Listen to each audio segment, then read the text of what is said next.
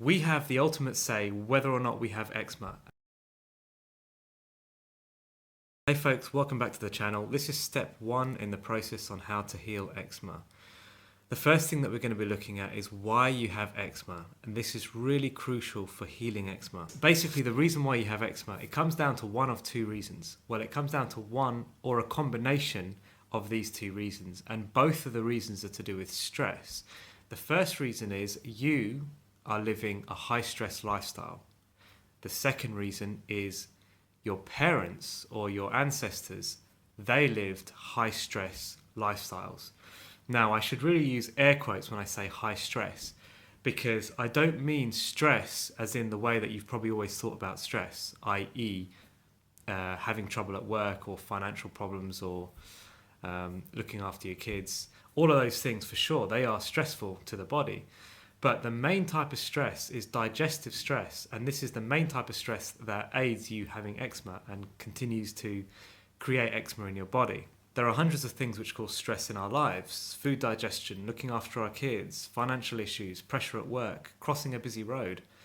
And for most of these, we can't avoid them. We have to be involved in those types of stress. But what we can do is we can pinpoint down the areas that most affect us. We are able to assess these stresses on a personal level and address the things that are going to make a difference for us, so that we can best work with the body that we've ended up with because of our forebears, because of our ancestors. So what I'm saying here is genetics do play a role in why we have eczema to begin with, but we have the overriding say.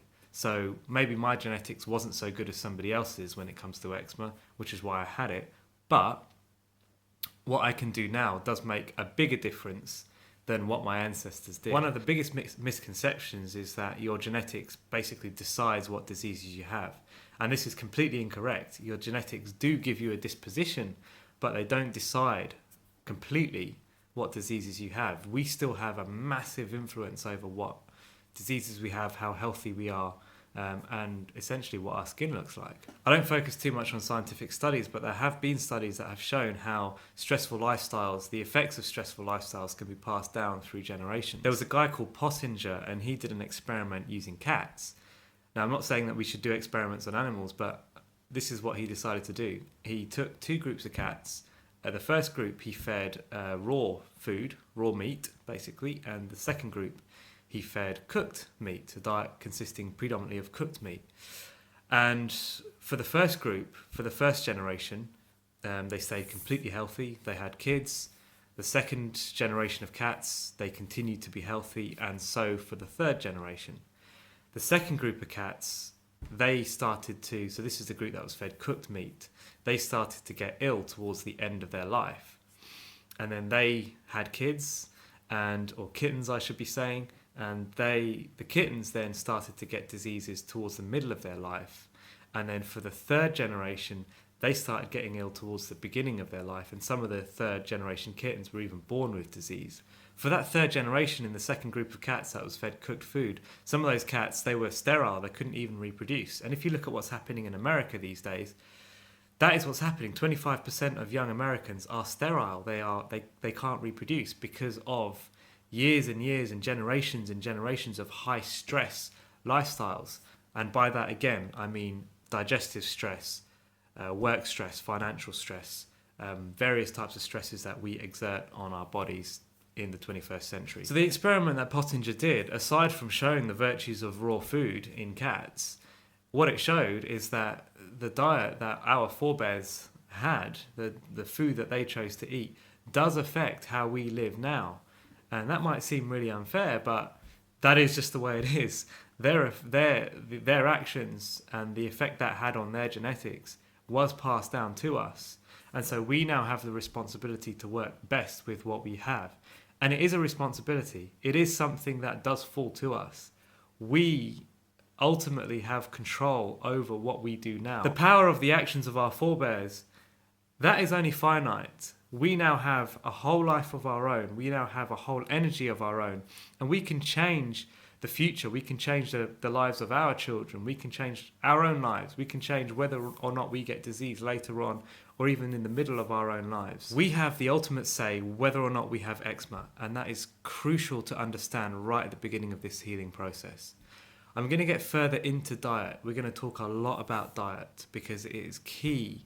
It's digestive stress, to be honest, is the biggest stress that is affecting people in the 21st century. Over just the last couple of generations, or even over the last one generation, our diets have changed more than they've ever changed pretty much in the whole of history combined.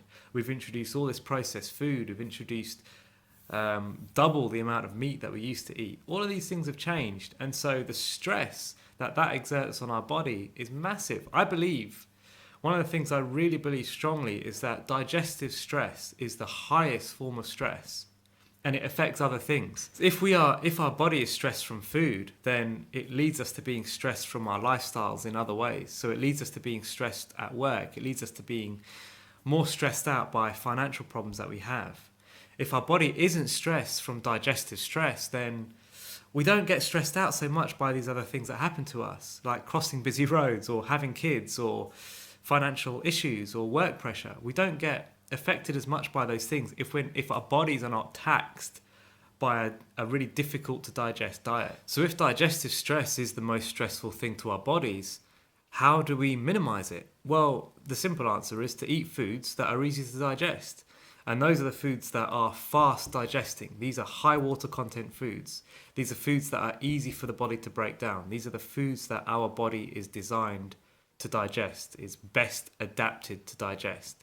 And that is a whole foods, plant-based diet, low fat. So it's a whole foods, low fat, plant-based diet. And the more raw we can make that diet, better. So this diet consists of an abundance of fruit and of vegetables, because these are high volume, low density, high water content foods, and our body it absolutely loves them. They're packed with fiber, they're packed with really high water content nutrients, and so our bodies, they're just adapted to pushing these foods through our body in the fastest possible time. To digest a plate of fresh fruit and vegetables takes about half an hour. To do the same with a meaty meal like a steak or something can take up to 24 hours. That just sits in our gut digesting, and it's just really stressful. Like, our body has to work so hard to digest that food that it doesn't have the strength left over to have healthy skin. It doesn't have the strength left over to give us vitality, to go out running, to go out exercising, and to get our work done. So what we want to do is really reduce the amount of digestive stress on our bodies so that our body has enough vitality left over to give us good, healthy skin.